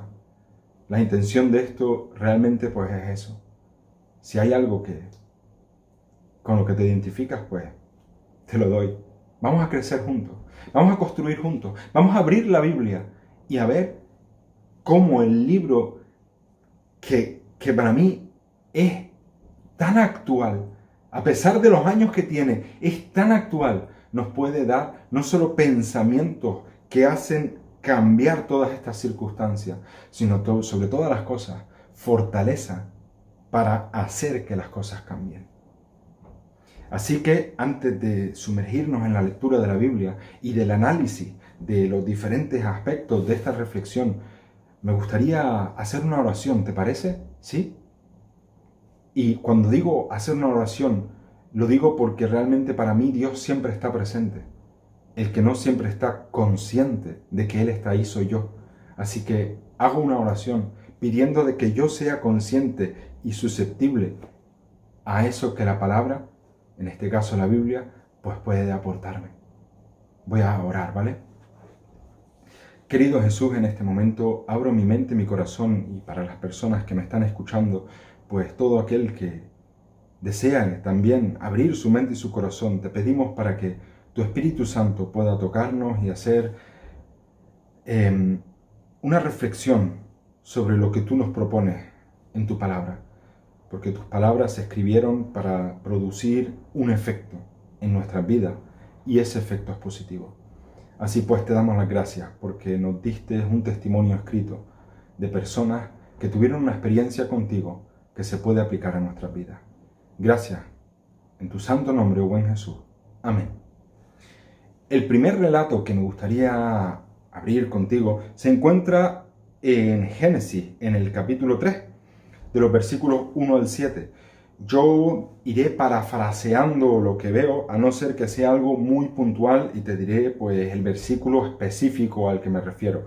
En este caso pues voy a parafrasear lo que es el contexto, Génesis 3, versículos 1 al 7. Y fíjate, ahí aparece una serpiente que empieza a meterle pensamientos absurdos a la mujer en la cabeza. Estos pensamientos son tan absurdos que ni siquiera se pueden responder de una manera con un argumento. Es que esta pregunta fuerza a una respuesta. Es como estos vendedores, no me entiendan mal los que se dedican a las ventas, pero me van a entender. Hay vendedores que tienen la habilidad de plantear preguntas de tal manera que es que no puedes responderlas con un no. Y eso es lo que le pasa a la mujer. Ella se ve en una conversación, y aquí no estamos hablando todavía de culpa. Claro que habrá gente que dice, bueno, sí, pero es que la mujer se puso en una circunstancia en la que le abrió la puerta y tal. Sí, todo bien, todo perfecto. Pero la cuestión aquí es otra. La cuestión es que una vez que iniciamos estas conversaciones absurdas con la serpiente, con Satanás, con el mal, como lo quieras llamar, aquí no es cuestión de nombre, difícilmente hay una salida. Y las consecuencias de todas estas conversaciones, pues, son brutales. Son simplemente devastadoras. Esa es la palabra. Y fíjate tú, que lo que ocurre aquí es que dice que se le abren los ojos, estoy en el versículo 7, pero no se le abren los ojos para bien, sino se le abren los ojos para mal. Y la primera reacción que tienen es intentar solucionar el problema a su manera. Y en este punto te puedo decir una cosa. Satanás puede ser muchísimas cosas, sin lugar a dudas. Y déjame contextualizar un poco porque yo no sé quién está escuchando este mensaje y cuándo lo está escuchando. Para las personas que pues, están recién conociendo, Satanás para mí es el antagonista de Dios. Hay gente que lo llama de mil maneras. Yo aquí lo llamo como lo dice la Biblia y para mí es el antagonista de Dios, ¿vale? Si Dios es el bien, Él literalmente es el mal. Y aquí abro un pequeño paréntesis. La existencia del mal nadie me la puede negar. Si tú que estás escuchando esto, vives en este planeta en el que yo vivo, el mal es prácticamente innegable. Y ahí es donde yo digo, oye, pero si el mal es innegable, si el mal está ahí, ¿por qué el bien muchas veces es negado? Es decir, no, yo no creo en Dios, no. Pero la existencia del mal, ¿tampoco crees en el mal? Ahora, no caigamos en el error de decir que el mal es relativo. Cuidado. Porque si mi hijo se tiene que quemar la mano para saber que el fuego quema y que eso hace daño, vaya relativismo. Pero bueno, esto solo era un paréntesis, no voy a entrar en más detalles. Solo era para que me entiendas por dónde voy. Y ahí es cualquier conversación o dar cabida, ¿vale? A esos pensamientos que provienen del mal, no edifican, más bien destruyen. Además, ¿sabes? Este tipo de diálogos, este tipo de conversaciones, este tipo de pensamientos se me van de la mano. Se me van de la mano. Una vez que albergo estos pensamientos o me entrego a una conversación de este tipo, como te encuentras aquí en el relato de Génesis 1 al 7, 3, 1 al 7, esto se me va de las manos. Eso es lo que me dice el relato bíblico. Cuidado con quién hablas, sobre qué hablas, cuidado con lo que piensas y por qué lo piensas y a dónde te conduce. Cuidado. Y esto, lo que te estoy diciendo, suena lógico. Claro que sí. Y es algo que seguramente sabes, igual que yo. Yo también lo sé. Claro que sí. Claro que suena lógico. Y la pregunta aquí no es que sea lógico o no que sea lógico. Es decir, aquí la cuestión para mí es, ¿soy consciente de ello? Es decir, el saber lo tengo, claro que sí, pero ¿soy consciente de esto? Porque si viviera consciente de esto que te estoy contando, entonces, ¿cómo hubiera sido esa misma circunstancia en la que yo corro? ¿Me hubiera imaginado que esa persona que va detrás de mí es un enemigo?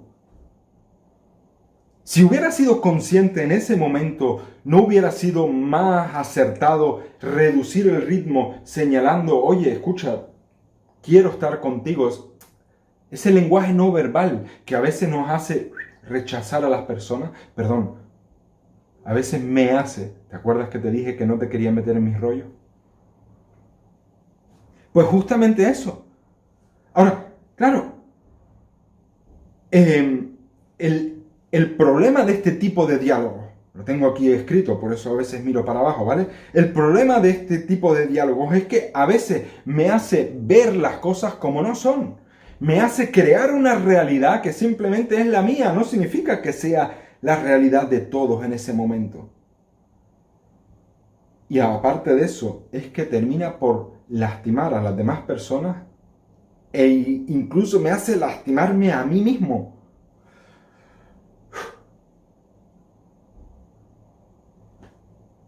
Además, se le pueden añadir muchas cosas. Crea rivalidad, ya te lo había dicho, en el contexto de los compañeros de teología, en el trabajo, entre hermanos, relaciones personales. Crea rivalidad, no fomenta el compañerismo.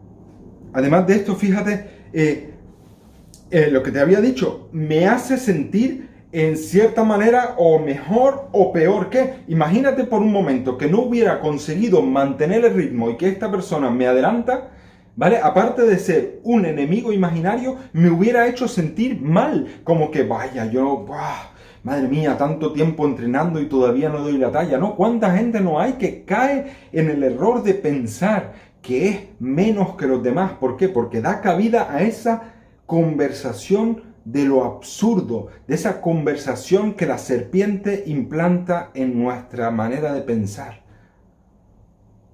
Personas que, por lo contrario, se sienten más que otros, como yo, ¿no? En ese momento, ¿no? ¡Buah! Tengo 40 años y estoy bien en forma. Totalmente absurdo. Yo no sabía cuántos kilómetros había corrido ese señor. ¿Cómo voy a pensar que soy mejor que él? El segundo punto que quisiera tocar es correr sin razón. Si el primer punto era huir de enemigos imaginarios, el segundo punto es correr sin razón. En el momento en el que este enemigo dio la vuelta para seguir su camino, yo me metí ahí en un sprint de subir una cuesta que pa' qué. Y ahí es donde quiero seguir con el relato de Génesis. En el versículo 8 y 10 del capítulo 3, sigo ahí. Dice, ahora voy a leer literalmente lo que dice. Dice, y oyeron al Señor Dios que se paseaba en el huerto al fresco del día. Estoy en el versículo 8. Y el hombre y su mujer se escondieron de la presencia del Señor Dios entre los árboles del huerto. Versículo 9. Y el Señor Dios llamó al hombre y le dijo, ¿dónde estás?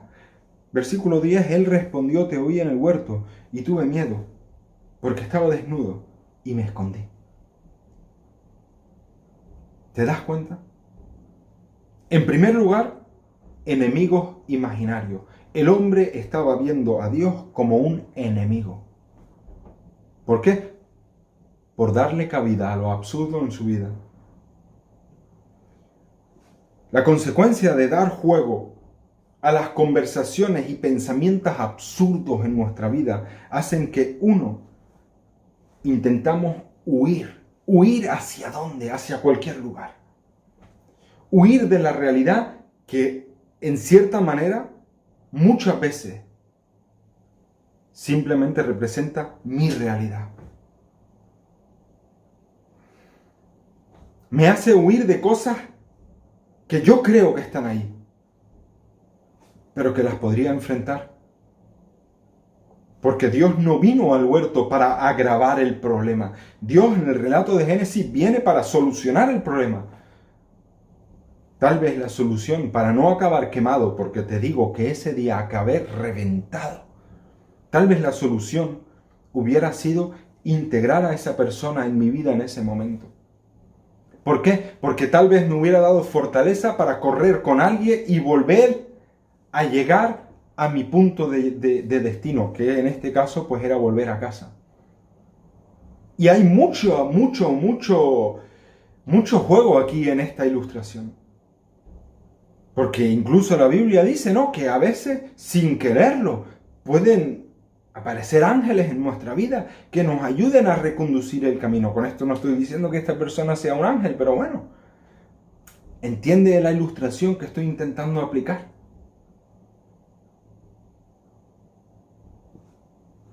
En segundo lugar, el entrar en una conversación con lo absurdo o en un pensamiento de lo absurdo me hace ver a los demás como algo que no son. Y si lo fueran, fíjate, si esta persona fuera mi enemigo, me llevan a agravar el problema. ¿Por qué? Porque los rechazo. Y te digo una cosa, que ante el rechazo nadie reacciona bien. Y muchas veces estamos en conflicto con los demás y con nosotros mismos por el rechazo. A mí me ha pasado. Muchas veces tengo conflicto con otras personas porque no soy capaz de aceptarme a mí mismo. Hay un dicho, ¿no lo has escuchado?, que dice, ¿qué hay de ti en mí que me molesta tanto?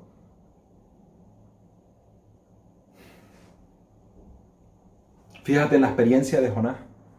Aquí no voy a abrir el libro de Jonás, pero lo quiero utilizar como ejemplo. Te animo a, si quieres profundizar en este libro, después de esta reflexión o a lo largo del día o de la semana que viene, pues puedas reflexionar en ello. Jonás es un libro que tiene 4 capítulos, y el protagonista de este libro no es Jonás, es Dios. Fíjate, en el capítulo 1, el primero en hablar es Dios. Y en el capítulo 4, el que termina el discurso es Dios. Y Jonás es una persona que conocía el carácter de Dios. Tal como yo lo conozco. Yo no sé si tú lo conoces, pero yo conozco el carácter de Dios. En el capítulo 2 de Jonás te vas a dar cuenta que Jonás tenía bien claro cuál era el carácter de Dios. Misericordioso, clemente, tardo en la ira, grande en misericordia. Sin embargo, ¿qué es lo que hace Jonás? ¿Transmitir ese carácter de Dios hacia los demás? Por ejemplo, en el capítulo 1, ¿qué imagen transmite a esos mercaderes? Cuando estas personas, ahí lo tienes, creo que es el versículo 5 o el 9, donde estos mercaderes desesperadamente empiezan a echar por la borda su carga. ¿Para qué? Para de alguna manera pues salvar el barco. Fíjate tú, ¿no? Echar por la borda. ¿Cuántas personas no conocen a Dios y lo dan todo por de alguna manera tener paz espiritual? Y yo que tengo el Evangelio, por lo menos tengo el conocimiento del Evangelio, estoy en mi carrera proyectando sobre los demás que son enemigos. Y Jonás está en ese barco durmiendo en el fondo tranquilamente. ¿Por qué?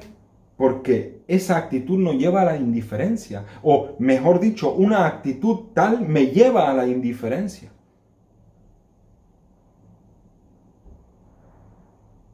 La manera en la que Jonás transmite el Evangelio a estas personas es completamente distorsionada. ¿Por qué? Porque lo que él transmite es que Dios demanda sacrificios, cuando en verdad no es así. Jonás lo que transmite es que Dios demanda sacrificios brutales. Y hay muchísimas personas que viven un evangelio de sacrificios. Sacrificio. Y se sienten mal y se sienten culpables y no avanzan en su experiencia con Dios porque simplemente están quemados o porque ya no tienen cosas que tirar por la borda. Y yo, corriendo mi carrera, con mi evangelio, sin darme cuenta de que tal vez esa persona también corre como yo para quitarse las cargas de este mundo loco. Porque déjame decirte que no solo corro porque me hace bien, sino corro también a modo de terapia.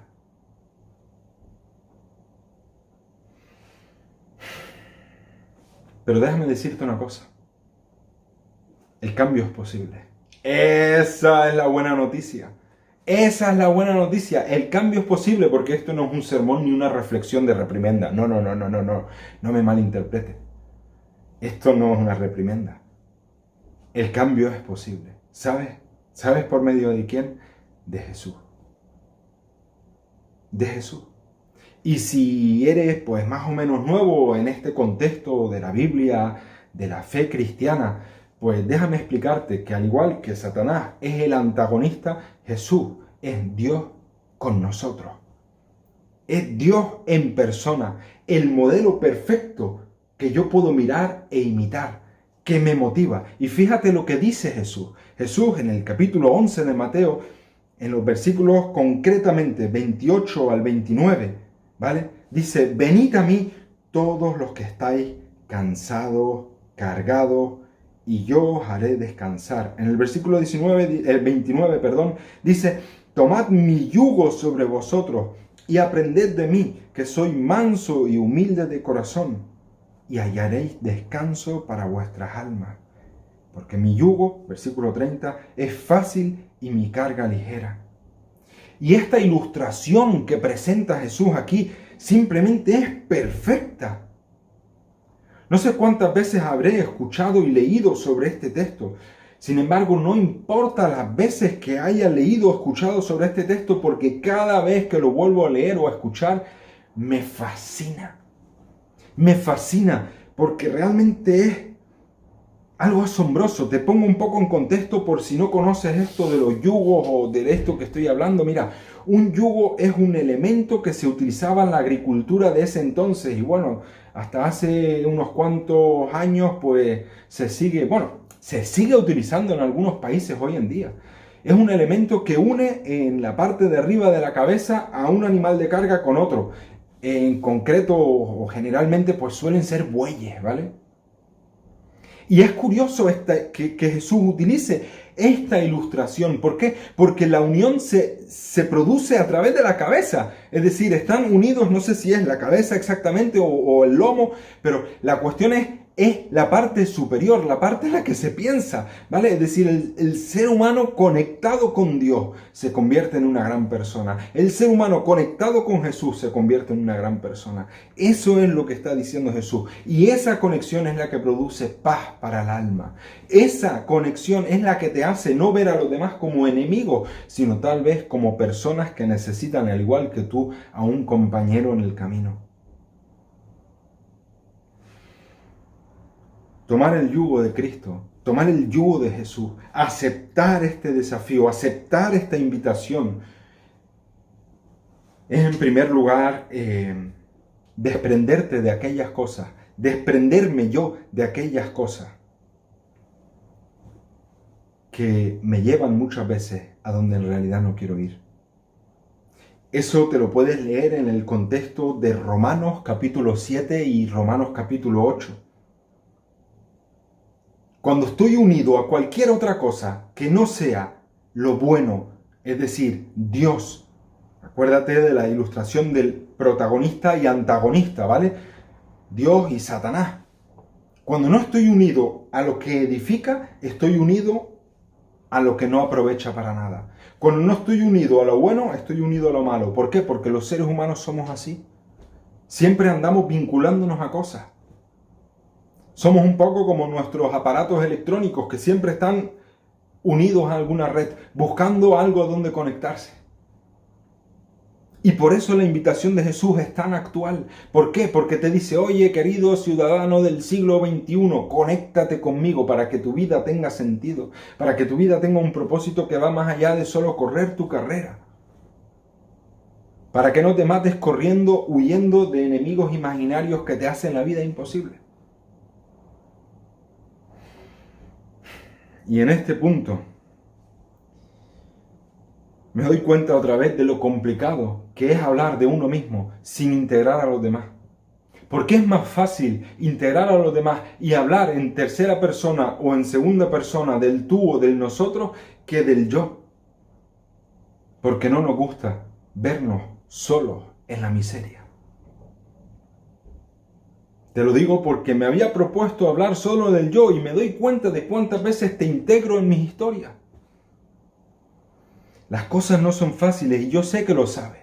Yo también lo sé, pero no siempre soy consciente de ello. Y en este contexto, Bonhoeffer en su libro El precio de la gracia, un libro que también te puedo recomendar, dice que el aceptar a Cristo es una renuncia a mis virtudes y también una renuncia a mis fracasos. ¿Para qué? Para aceptar su virtud y su triunfo. Es renunciar a mis buenas obras y a mis malas obras. ¿Por qué? Porque es su poder el que me transforma. Un libro muy bueno. Y es que hay libros que junto a la Biblia construyen. La pregunta es si yo permito que esa información penetre en mi corazón y en mi mente y haga que mi realidad sea otra. Y en este contexto doy gracias a Dios. ¿Por qué? Porque estoy hablando contigo sobre este asunto que me pasó de una manera que puedo reconocer mis fallos. Y eso es una virtud divina. El poder reconocer que estoy escondido y poder acudir al llamado de Dios para solucionar las cosas. Y ¿sabes qué? Con esto quiero ir concluyendo. Creo que este llamado de Jesús es algo que merece la pena reflexionar sobre él. Merece la pena reflexionar sobre él porque me ayuda. Me ayuda a salir de aquellas cosas que siempre quise abandonar. Y me recuerda que no estoy solo en ese camino. Sé que se acaba de producir un punto de inflexión bastante drástico en mi discurso. Y es que el hablar sobre estas cosas es algo dinámico. Es algo que no se puede ensayar y aunque tenga aquí mi diálogo y todo apuntado, si no me habla a mí mismo, que soy el que habla, difícilmente te va a hablar a ti, a quien me escucha. Y ahí es que quiero compartir las 3 conclusiones finales que saco de esto. Puedo estar equivocado. Puedo creer que detrás de mí pues va un enemigo que cuando en realidad si me hubiera tomado el tiempo de conocerlo, podría haber resultado en alguien que me ayuda a seguir adelante. Puedo estar huyendo de algo que hace tiempo que ya no está ahí. Es importante dejar que el pasado se quede atrás.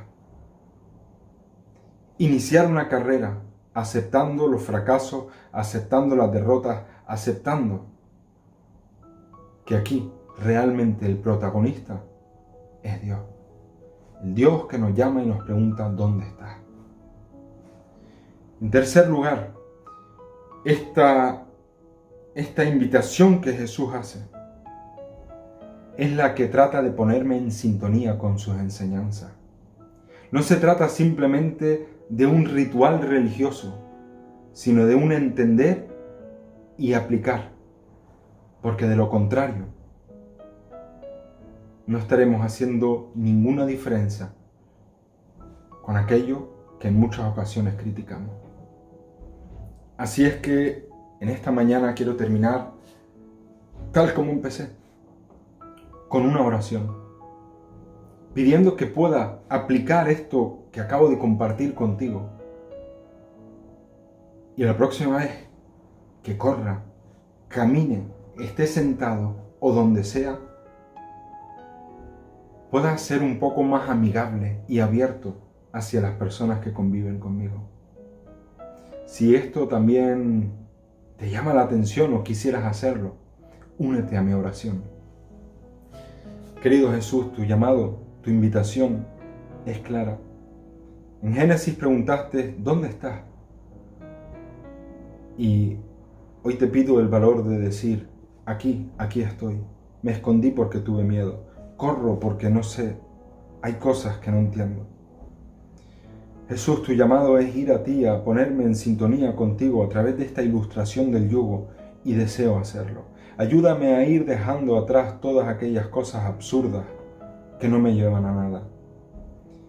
Y si esta oración, alguna de las personas que me está escuchando lo aceptan con un amén, qué bueno. Danos tu Espíritu Santo para llegar a la meta. Querido Jesús, gracias por todo lo que has hecho. Gracias por todo lo que estás haciendo. Gracias por todo lo que vas a hacer. Gracias, Jesús, porque no estamos solos ni desamparados, sino tú en todo momento estás a nuestro lado. Amén. Deseo que tengas un excelente sábado y que sobre todas las cosas puedas tener una experiencia íntima y profunda con Dios.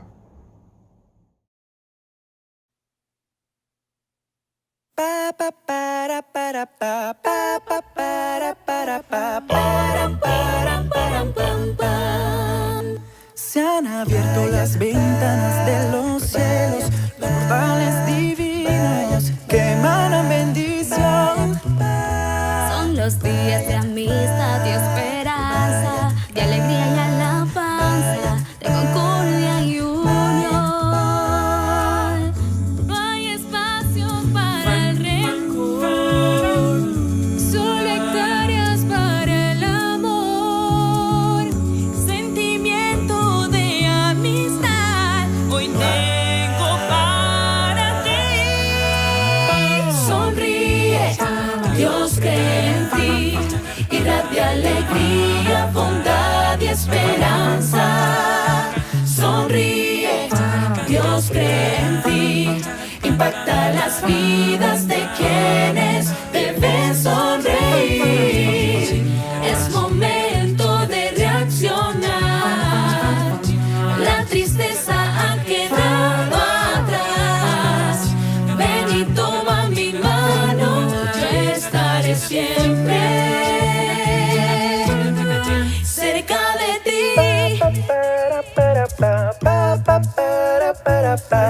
Para suenan las trompetas de oro y las notas triunfales mostrarán su fulgor, dando entrada al Señor de los cielos. Aleluya, cantemos con denuedo y vigor. No hay espacios para el temor, solo hectáreas para el valor de aquellos que marcharán cantando esta canción. Sonríe, Dios cree en ti, irradia alegría, bondad y esperanza. Sonríe, Dios cree en ti, impacta las vidas de quienes deben sonreír. Es momento de reaccionar, la tristeza ha quedado atrás. Ven y toma mi mano, yo estaré siempre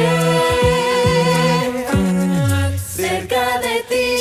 Es momento de reaccionar, la tristeza ha quedado atrás. Ven y toma mi mano, yo estaré siempre